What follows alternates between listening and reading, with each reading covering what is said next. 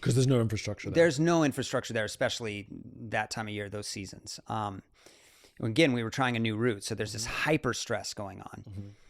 And the team went out to sort of recon a way onto the face. Nobody had ever climbed it. And I stayed in my tent, and my brain started to speed up.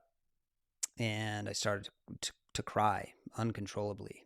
I was trying to read, but I really couldn't make sense of the words. I was reading, I think, Autobiography of a Yogi or something like that. And all I kept coming back to was this word love, love, love. But then it was countered by this idea of like sort of grandiosity and dying. I couldn't make sense of it.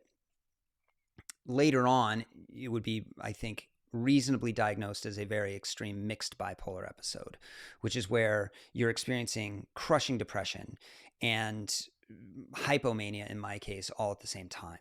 So it's incredibly hard. Anyway, I was sitting there and I ended up just sobbing and screaming into my sleeping bag at the top of my lungs because I didn't want the camp staff to hear what was happening. Team came back and I walked into the cook tent and I was like, I'm done. And they're like, what do you mean you're done? And I was like, I'm done.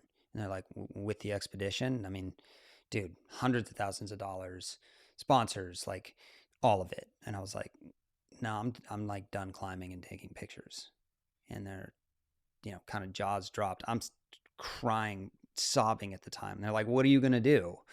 And I'm like, move to LA and make movies. So there was this amplified grandiosity going on. Next day I get up, I leave, I walk down the valley, I get on a helicopter, I fly back to Kathmandu.